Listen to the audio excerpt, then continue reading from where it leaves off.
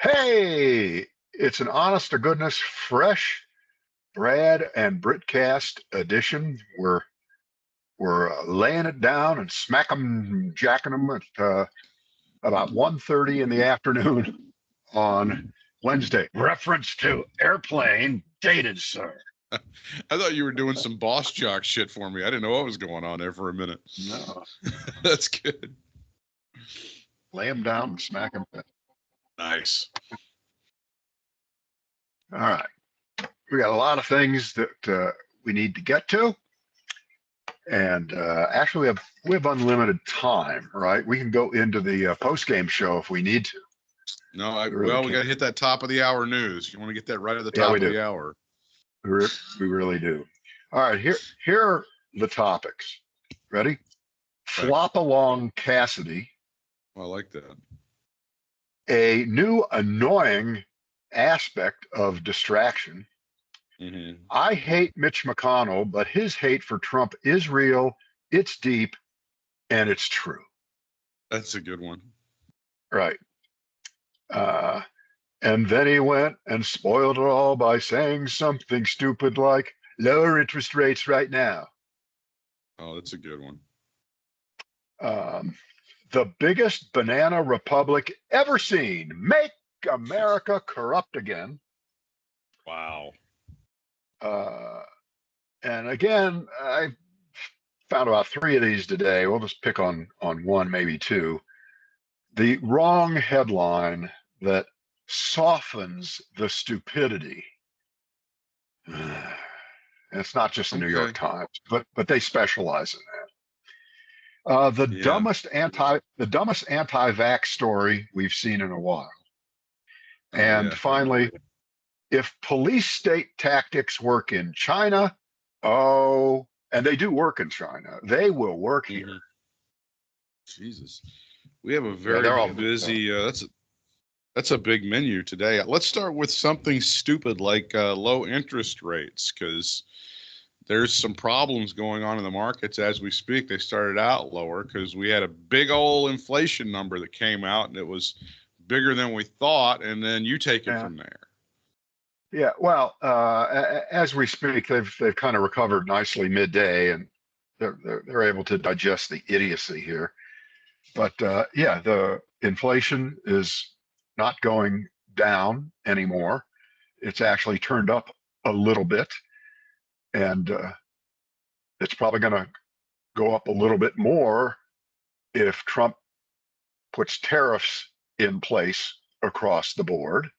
Right. And there is no question that inflationary pressures are not responded to correctly by lowering interest rates. Everyone knows that. Lower interest rates means more economic activity. That means more inflation. That's basic. That isn't even 101 economics. That's 100 economics. And so guess what idiot this morning, right after the inflation numbers came out, hotter than we wanted them to come out, went on social media and said, and I don't want to give you a clue as to who said this, Britt. You're going to have to figure it out. Ready? Right. Interest rates should be lowered, something which would go hand in hand with upcoming tariffs. Let's rock and roll, America. Who do you think said? Milton Friedman, Pat Paulson. Right. I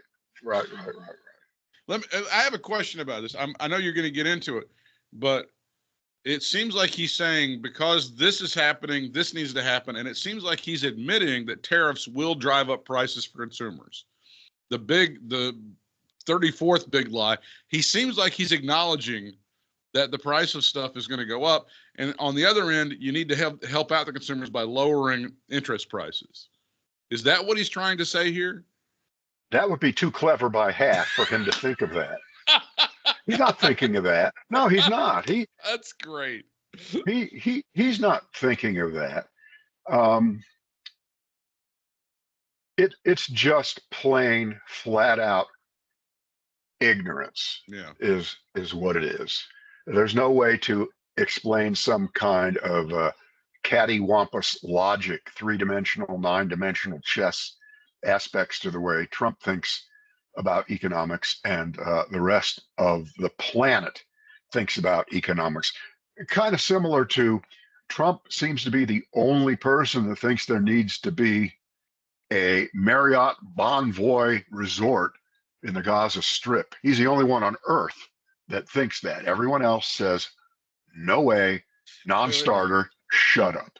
I'm changing my mind now. I got some points on that shit. Hang on a second. Now I'm in favor of this. Yeah.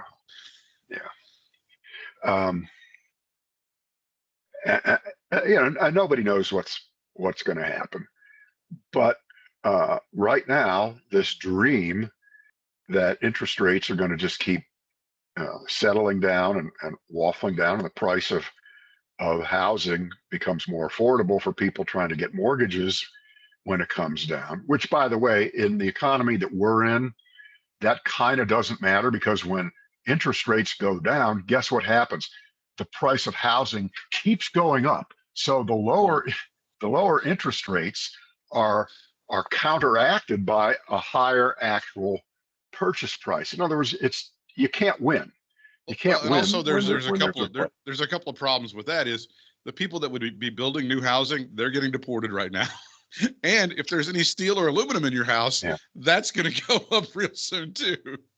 Right. Well, I read a big long piece in the San Diego Union Tribune, which is another paper that's essentially been hollowed out. There's really nothing to it anymore. Like 5 people left. It was owned by the guy that owned the LA Times for a while. So he fucked that up enough, and I think he already got rid of that one. You're right. But this was actually a pretty good piece, and it addressed, and this is in Southern California, the San Diego area, that construction has essentially come to a halt. And that's because a lot of the people who frame houses, put roofs on houses, who may not have the correct documentation, are hiding. They are afraid. And when that happens, the houses don't begin to get built. And that means the people who come along later, the more skilled tradesmen, the electricians, the plumbers, and people like that, they don't have any work either. Hey, you want unemployment? This is the way to get it. This is the way to go. This is the way to get it done, Don. Go ahead. And also, by the way, a related item, the food that you would be putting on your table is rotting in the field because there's no one there to pick it. That's also a problem too. But please go back to your original point. No, that's just that's just a given. So Jerome Powell goes in front of the Congress yesterday, talks a little bit, and Trump is basically telling him, he's not in so many words, but he's just getting ready to pound his hand on the desk. You better fucking bring down the inflation. Better bring down the interest rates immediately. That's stupid. He's not going to listen to that. You need to do that. And then the number is 3% or whatever. It's the highest. I think it's above 2% for the first time since last summer. And then they go back to Jerome Powell, and he's like, well, I don't think we can, I don't think we can go ahead and put the pedal to the metal on this thing yet. I think we got to kind of stay put for a minute, which pisses ass face off even more. Right. Well, it's kind of even more difficult than that, because you could make a good argument that he made a policy mistake, as they like to call them, by lowering interest rates significantly last year a couple of times, when it turns out there's still inflation running through, and not just with the price of eggs, but with the price of seemingly just about everything. So now you're playing catch up. And I thought we'll see. But not to be fair, but Britt, I forgot to tell you, the answer to all questions is he won the election. You do know he won the election. I keep hearing that. And I also keep hearing some of the people that voted for him go, I didn't know this was going to happen. I didn't know he was going to do this. I saw this one guy who's like a guy in his 20s, and he was yelling to people, I didn't know he was going to do this. I didn't know he was going to do that. But I didn't. And people were telling him, you were warned. He told you he was going to do this stuff. He was claiming that because of the algorithm on his TikTok, he didn't see the counter shit. He just saw the pro-Trump shit. That's what he was. That was his case. Stop. Just stop that. That was literally his argument. Well, see, the Trumpers are torn. They're torn between saying, Finally we have a guy who made lots of promises, and doggone it, he's fulfilling those promises, with Elon Musk wrecking the government and all those kinds. That's great. Finally, we have an honest politician who made outlandish promises, things that would destroy the country. Right. But he's fulfilling those promises. That's good. But then what you said is right alongside of it, which is I didn't quite sign up for this kind of shit. I didn't quite sign up for and I have some conspiracy theories I'm working with, none of which I can prove, none of which will probably happen, but they could. And now that we know that Elon Musk's, what do you call them, muskrats or musketeers, the 20-year-old kids. I've heard a couple of names, the Doge bags, which I like a lot, and the Doge cats. Those are also good. Yeah, I like both of those. Yeah. If they've got their hands in the Treasury enough, and of course the big lie, which started in this particular area a few weeks ago, which is they can only read it sight unseen. They can't really tamper with anything. They can't do anything. Well, we know that's not true. We know they have the key to screw up the transfer of money and payments to hundreds of millions of Americans who depend on our government to do the right things, which were promised many, many years ago and were passed by the Congress and are in place. And it's my theory that Musk could come up with something this screwed up. You ready? Well, for 1 month, we're going to cut Social Security payments by 10%. Really? That will save $67 billion. Yeah. Isn't that fantastic? And then when someone says, but people depend on this, a lot of people live in hand to mouth. And his response will be, look, if someone is getting $1,600 a month to live, 10% of that is $160. So that would be $1,440. Like they can't live on that for 1 month. Get over it. Okay. I mean, that's what I think could happen. They could say that. And then say, well, if you could live on that less money for 1 month, maybe another month, and your next thing you know, and of course, by the way, Social Security is not part of the budget that gets voted on every year or every couple of years. It's just there, okay? Right. And if you want to change what's going on with Social Security, you need a giant bill to change the input of the amount of money and all the other things that could be done, raising the age and means test, all that other shit. But nowhere is it possible in a normal world in which we live for someone to come in and unilaterally say, okay, 10% cut for everybody real fast. And of course, who will that hurt? That'll hurt people at the bottom more. That's a 10% regressive tax on people least able to afford it. But I wouldn't put it past it. I would not put this past it. Well, let me ask you a couple questions here, Hal Schittler, Mr. Musk. I'm not sure. Why is it that the pain that has to be inflicted always seems to be inflicted toward not you and the Billionaire Boys Club? Why is that? And second of all, how does somebody getting their full Social Security check, which is, money they paid in their entire life, so I understand. Well, I have that answer. I got an answer to that. Why? How does that affect you, and how does that impoverish you? And will you have to sell a couple of yachts if everybody gets their entire, the 10% for forever, if that happens? That's exactly the point. We are invulnerable. We really can't be hurt no matter what. Right. And people who are poor or can't afford shit, they can't afford to lose a dime. So that's why we never suffer at the top and you suffer at the bottom. And that's the way it works. Unfortunately, there's way more of you numerically than there are of us, really rich people. So get over it. You seem to take every opportunity you can to kick the shit out of us for some reason, as if somehow it's weird if you somehow criticize very wealthy people that seems to be something like people like the Republicans will tell you, well, that doesn't have anything to do with you. Why are they? They're doing very well. Why are you pissed off at them for doing so well? But my God, if you should want your entire Social Security check, how does that impact them? How does that hurt them? That, you know, my mom, eventually me in the not too distant future, I hope. How does me getting my $2,000 or $2,400 a month that I'm projected to get? Exactly how does that hurt the American people, the budgetary process, the billionaire boys club? I mean, I don't get that. I don't understand that. And that's why you let me take care of everything, because I know it and you don't. You're stupid. Did you enjoy the optics of that Oval Office situation with Elon and with President Musk and then the guy behind the desk? Yes, I do enjoy it because the liberal media is losing its fucking mind over that moment. They're acting as if that's the most important thing ever. But we know what was going on. I'm telling you, I know what was going on. And of course, as you know, it's the most inappropriate thing ever to bring a dog or your children to a meeting.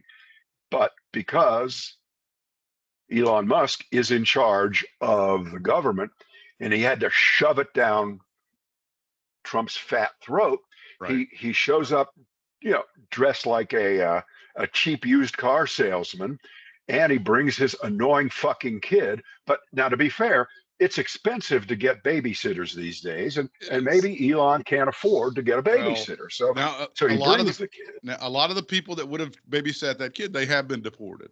That is fair. Yeah, it's tough to find help these days. But this is the thing: you see all the pictures and the video, and you see Trump kind of pulling away, like the kid is kryptonite. Okay, and you know, we know what a wonderful father Donald Trump is, and how all children are very important to him. Usually. But I'm convinced that kid leaned over and asked Trump, "Okay, sir, who won the 2020 election?" And Trump hates that question.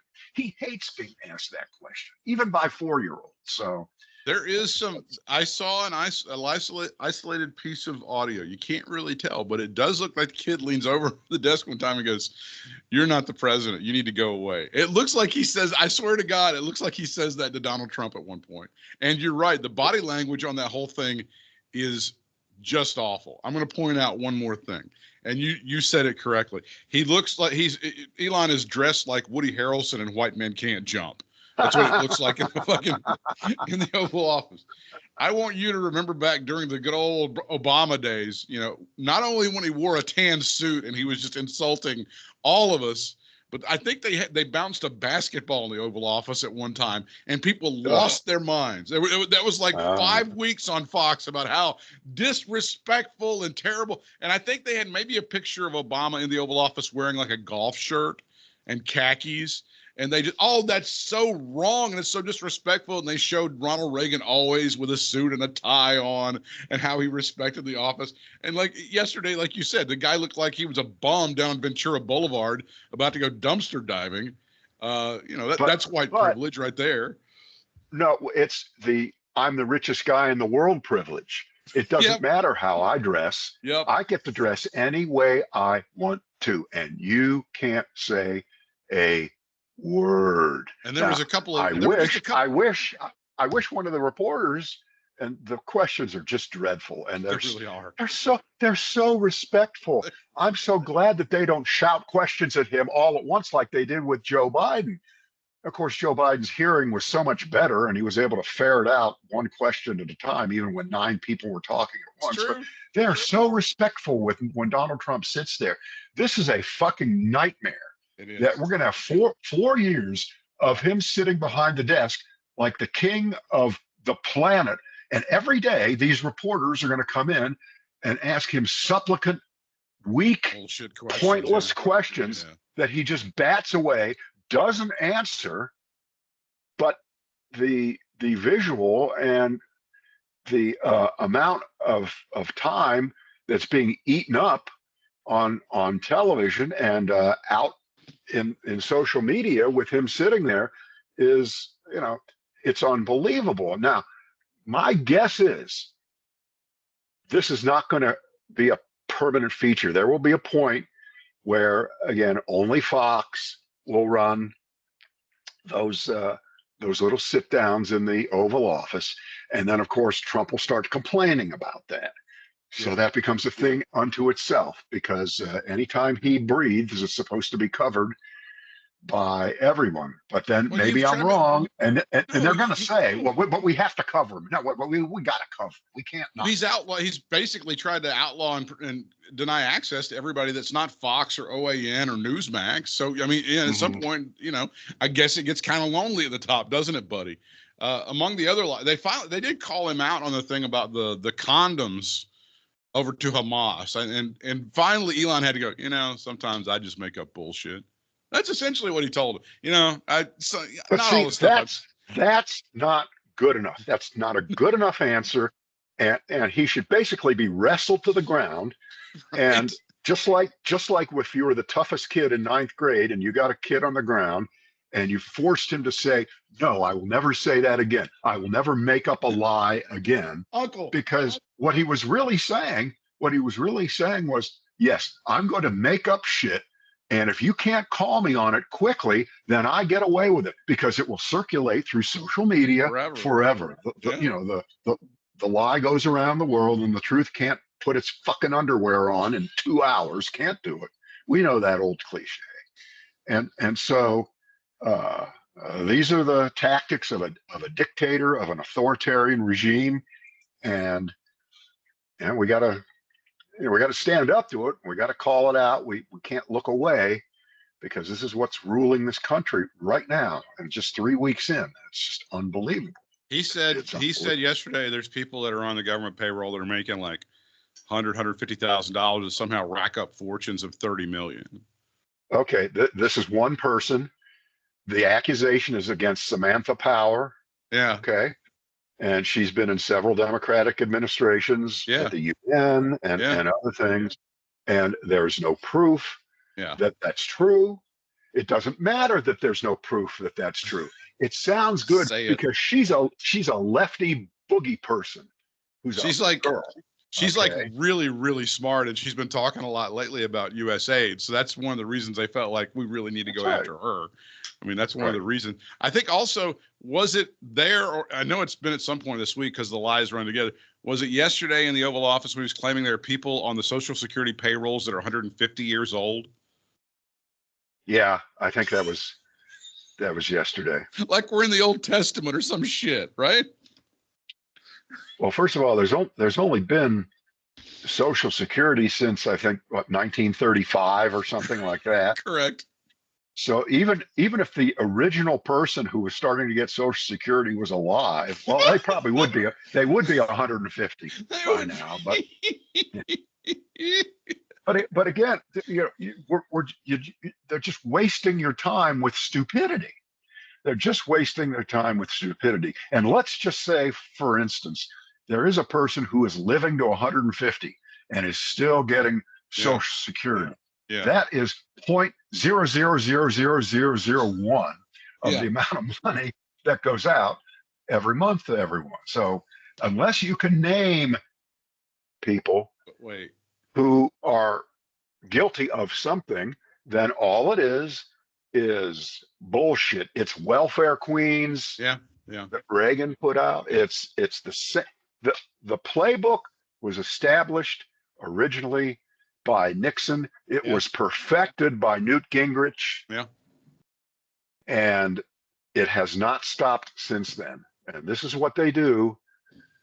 And I'm sorry to say that about half of the voters went for it, hook, line, and sinker. They went all the way with it. They're having a lot of them are having some deep misgivings about it. And you know that it's bull, because there's no, like, with all the corruption, all the fraud, there was not even a hint yesterday that, we're going to charge some people.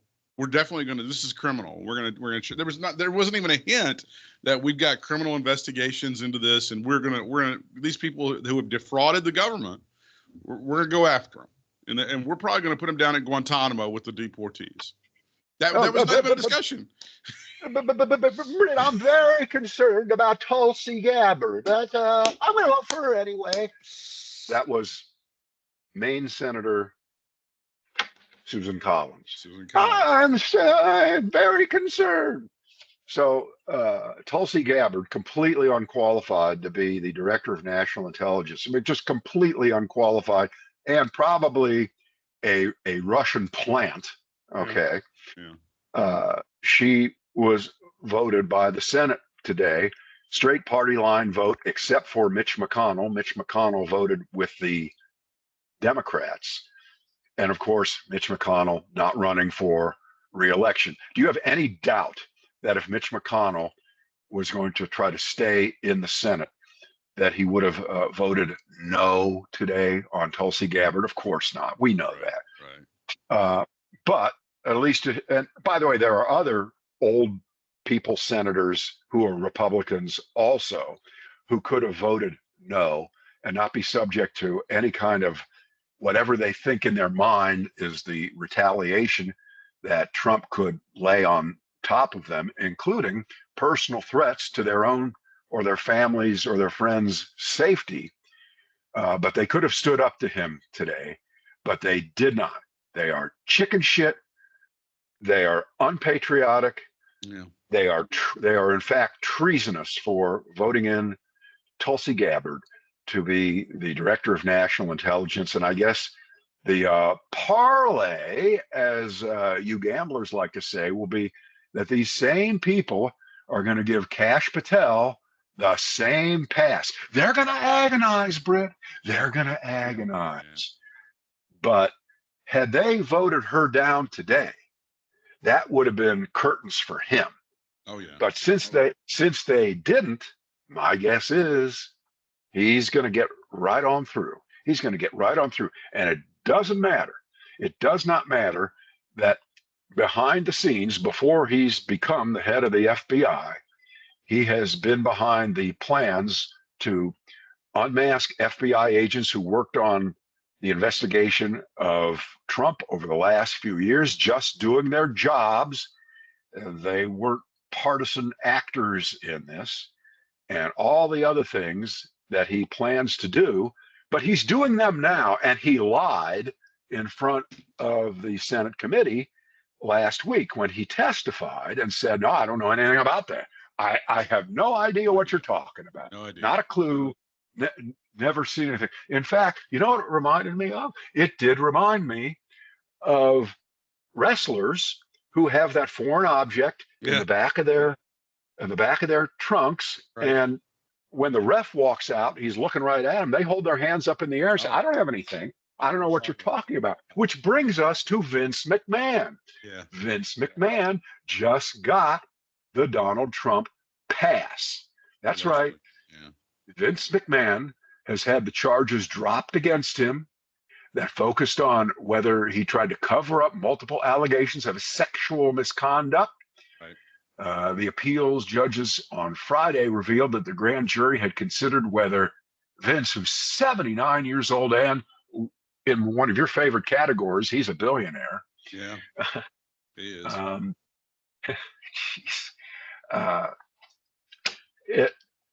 Obviously, he's guilty of a lot of shit. Yeah, he and is.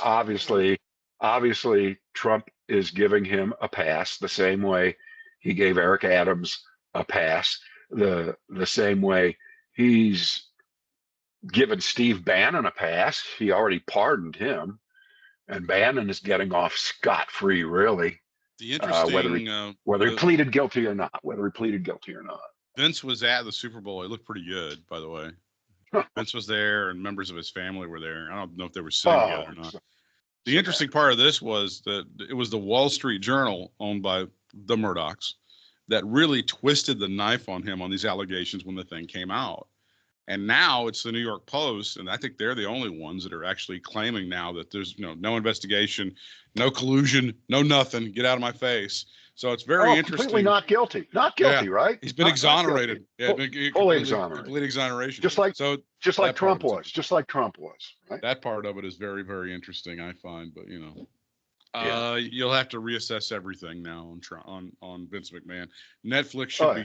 I would assume now that Netflix will be sued to high heaven for their series on Vince McMahon now. That now that Trump's able to go after CBS for omitting 2 frames of some shit, I would assume now that Vince McMahon is feeling emboldened and will now sue Netflix for $150 million. Yeah. Well, I think this is the one case where they've got way more money than he does, but that's not the point. That's not the point. All right, we're kind of stuck on Musk today, and I saw this story earlier this morning. This comes out of China. We have someone named Zhang Hao, who was in the passenger seat of her Tesla Model 3 when she said she heard her father's panicked voice. The brakes weren't working. Oh, no. Approaching a red light, the father swerved around 2 cars before plowing into an SUV and a sedan, crashing into a large concrete barrier.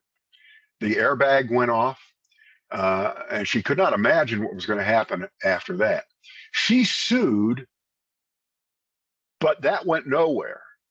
Tesla sued her for defamation for complaining publicly about the brakes on the car, and Tesla won. She has to pay Tesla $23,000 in damages and publicly apologize to Tesla, let's just say Elon Musk, for making him feel bad about his perfect cars. Right. So I'm just guessing that Musk is the kind of mentality that will go, you know what, if that works in China, it could easily work here in the United States. Sure. Because they're dissembling the United States justice system. They're ripping to shreds the Consumer Financial Protection Bureau. So they're knocking out all the protections that people have, and the next level past that is stifling any kind of free speech rights that you might have to go on Facebook and say, yeah, this Tesla was a piece of shit and it caught on fire or caused an accident. And then he gets to turn around and sue you and intimidate you. Right. And he's the aggrieved party. Again, this is another one of these conspiracy theories that I can't prove is true, but it might be in the future because this is how they think. This is what they're doing in other venues. Well, we've been waiting for a while and thinking about, well, what is it can we do? What can we do? I don't know what to do. How do we fight back? There is something tangible that you can do right now. They're having the 2 special elections in Florida, the Florida 1st District for the House of Representatives, the Florida 6th. Florida 1st is Gay Valamont is the Democrat running in that election. That's the old Matt Gaetz seat. And then I think his name was Mike Walls. Is that the guy in the Orlando area? That's the guy that Trump picked for the cabinet. Josh Wheel is running in that district. That's Florida 6. Those are 2 elections on April the 1st. Those will both be referenda on what's going on in the United States with Donald Trump. And if you want to give $20 right now, you can do that at Act Blue. And it's something tangible that you can do. If we win those 2 and we win the one in New York that at least Stefanik has vacated, and that's going to happen, it looks like in June, the Democrats can have control of the freaking House. Now, I know that seems like a long way away, but that's something tangible that we can do to take out our frustrations and get the House back and at least put this SOB in check. Can I pour hot sauce all over that idea? Yeah, which please. I like, of course. It'd be great if you could flip 3 seats right now and make Hakeem Jeffries the Speaker of the House. That's right. But I'm guessing these are heavily gerrymandered districts Republican. I know for sure the one that the Florida one is for sure that one that the one that Gaetz just vacated. Right. So again, we don't live in a democracy as we like to think of it, which is, all the House races are competitive between one side and the other. They're not. I think, what was the last time there were only like 30 races out of 435 that were considered competitive? Correct. The rest were gerrymandered to hell. And the Republicans did I hate to use the word better job of tilting the field in their favor. And Florida is a horrible state for gerrymandering. I'm sure of it. I'm positive because Gerrymandering is, it's rampant across the country, but Florida is closer to North Carolina than we might believe in terms of the actual split of the entire state of voters. It's not as if Ron DeSantis won a sweeping victory the last time out. Maybe he did. I guess he ran against Charlie Crist, and by then it was too late. But that first time that he got elected, I think he won by 1 point. Right. So in other words, there are a lot of Democrats in Florida, but they've been parceled out into areas where their vote doesn't count as much. So I like it. I'm going to study up on these. Oh, you got it. This is what we can. This is something tangible that we can do, man. This is $20. Gabe Valamont, it's Florida 1, and Josh Whelan, Florida 6. And like I said, if we win those two, then it's the Elise Stefanik thing. So that's something you can channel your energy into.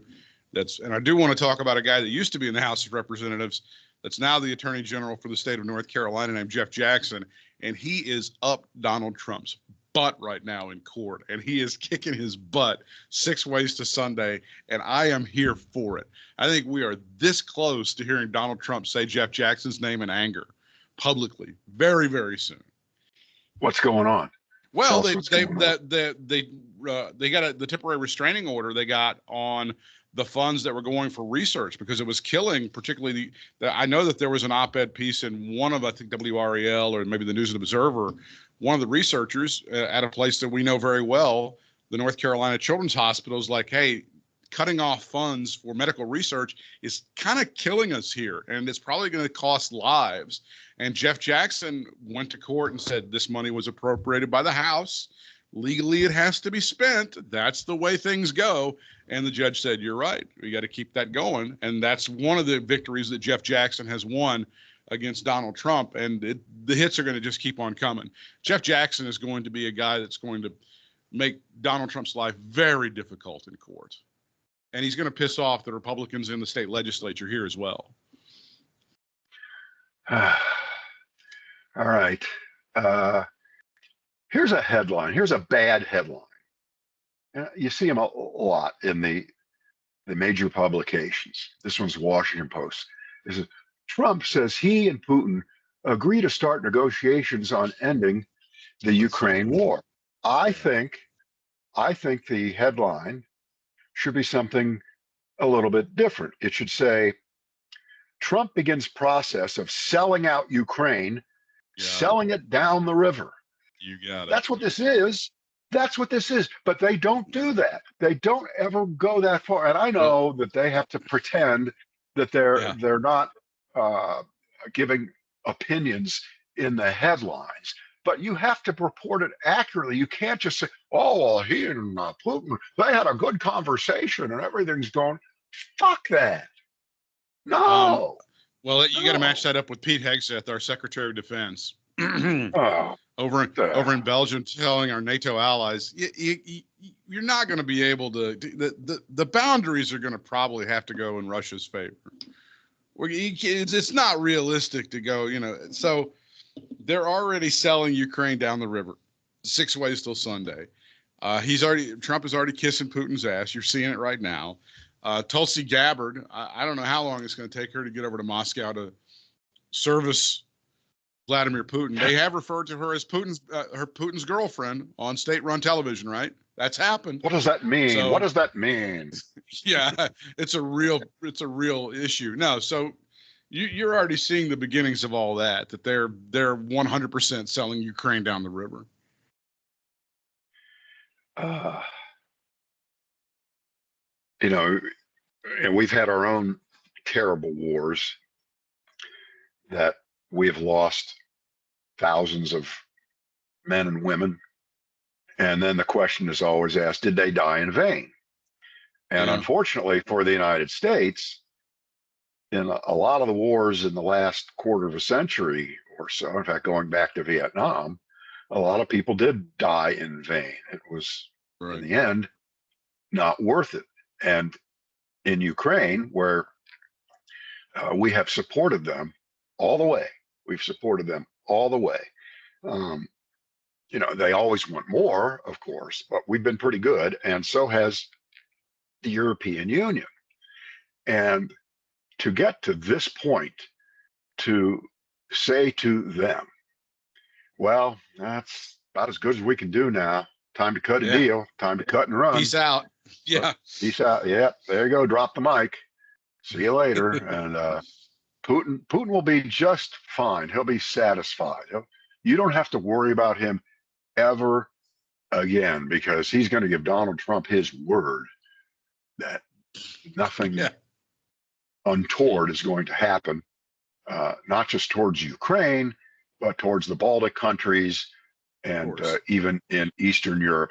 And I'm sure that none of those countries will ever do anything that would be a pretext for Vladimir Putin to go to instant replay. Let's do this again. It worked so well in Ukraine, right? Even though, and I think we know this for a fact, he's decimated his own country, Russia. Their economy is a mess. They had a brain drain, which I guess benefits the world, where a lot of their well-educated scientists and people like that got out when they could. Right. And I doubt that they're going to go running back, because I would think that unless Vladimir Putin calls for an amnesty, and by the way, you can count on Vladimir Putin's word that there would be no retaliation against anybody that left the country at the beginning of the Ukraine war to save their lives and the lives of their family. Don't worry about it. You are welcome back to Mother Russia. Sure.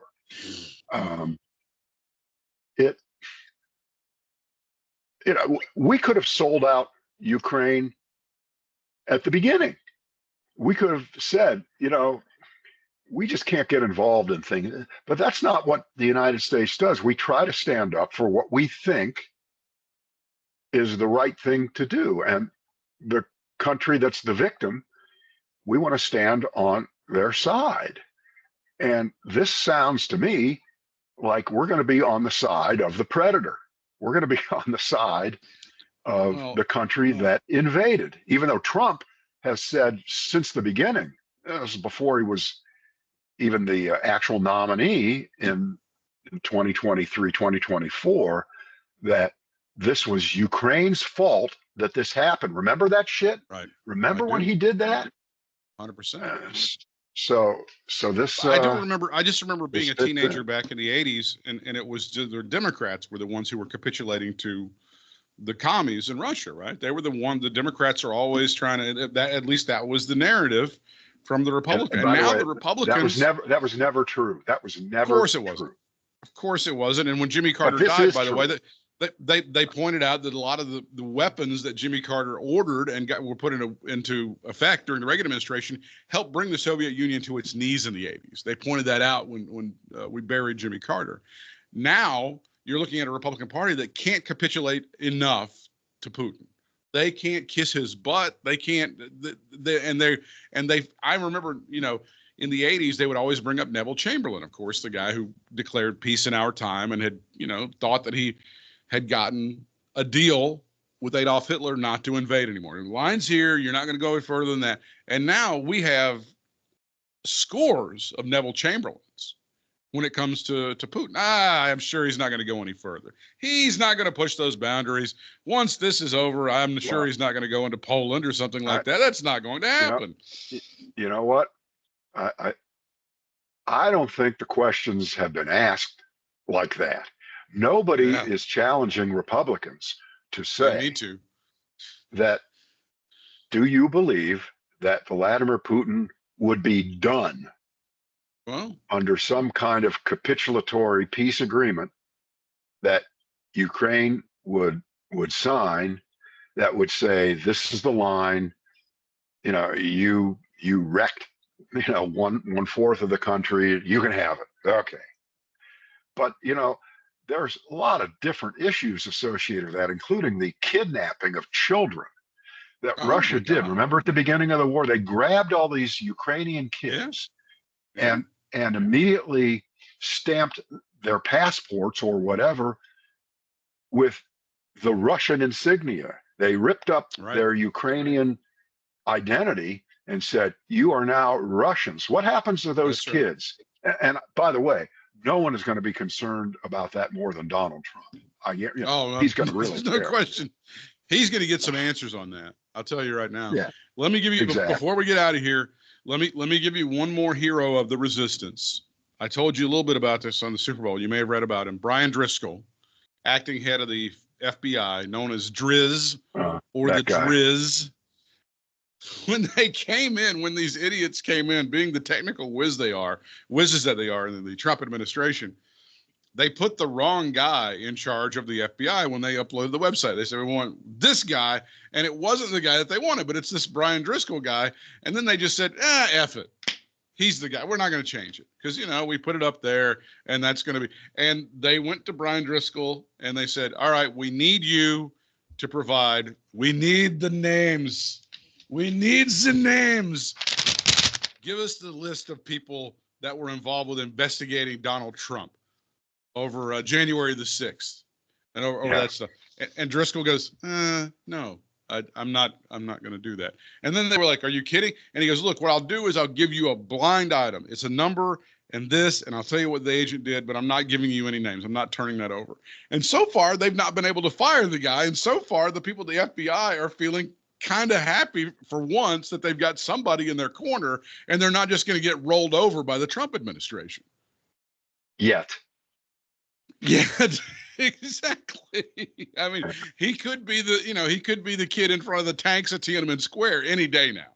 But so far, they've not been able to figure out a way to kick his butt. Yeah. All right, I got one last one. All these things that are happening, all these federal workers that they've laid off, like the ones at the Consumer Protection Agency, which, by the way, screw those guys. They returned, tens of billions of dollars to consumers who were ripped off. So obviously, those people are still getting paid, right? They just sent them home, and they're enjoying time at home with pay right now. So there's no you're not cutting back on the budget or you're not helping the taxpayers, any of that crap. None of that stuff. Yeah. All right, I got one last one here. Stupidest anti-vax story I've ever seen. Okay. I did see I mean, here we are. That's a good one. 12-year-old Indiana girl who is a relative of J.D. Vance has been barred from a spot on the heart transplant list because she hasn't been vaccinated against COVID and the flu, according to her parents. Her name is Adeline Deal. She's a distant relative of J.D. Vance by marriage through his half-siblings. Was born with 2 rare heart conditions that her family knew one day would require a transplant. She was adopted from China when she was 4. She's been at the Cincinnati Children's Hospital for about 10 years, my God. And her parents hoped she could get the transplant there. But the hospital says you've got to be vaccinated if you're going to get a transplant. And they would not make an exception, even when told it goes against the family's religious beliefs as non-denominational Christians. So right now, it's not happening. I'm willing to see my kid die, not getting a transplant, as long as it means she never has to undergo the horrible COVID and flu vaccinations, which of course would have naturally killed her anyway. Of course. This is so stupid. This is so it's pretty idiotic. dumb. But I take your stupidity and I raise it with Representative Thomas Massie of Kentucky insisting on the FDA to reverse its approval of the COVID-19 vaccines after he saw a video with Dr. Drew, who used to pretty much exclusively talk about gonorrhea. But now he's a favorite, and he talks about long COVID isn't as bad as long vaccine. Something stupid. So Thomas Massie of Kentucky has decided that the FDA immediately should revoke its approval of the COVID-19 vaccine. The funny thing, I don't think about this every minute, but I occasionally ask when I head over to the hospital for my treatments once or twice a week. Yeah. I do ask them, well, when will I be able to start getting vaccinated again? Because right now I'm not vaccinated against shit. Okay? Right, you got nothing. Everything got wiped out by the chemotherapy that I've undergone twice. So I'm That's why I can't be around polite company, which doesn't explain me allowing you into my house for the Super Bowl. It doesn't. It was a poor decision. Yeah, I'm fine. And they say, we can't do it yet. They have a schedule. It could be like 4 months, 6 months, and then they start to give them to you slowly. But I would be getting, the measles and mumps and all those childhood vaccines over again. So that I'm most afraid to be around little kids, little tiny kids. Sure. If I were to see a kid whose nose was running or something like that, that could be really dangerous for me. Like that Elon Musk kid, Elon Musk, the only one of his kids that's too young to really hate him yet. If you saw that little child around, you'd run the other way. I love the fact he was picking his nose.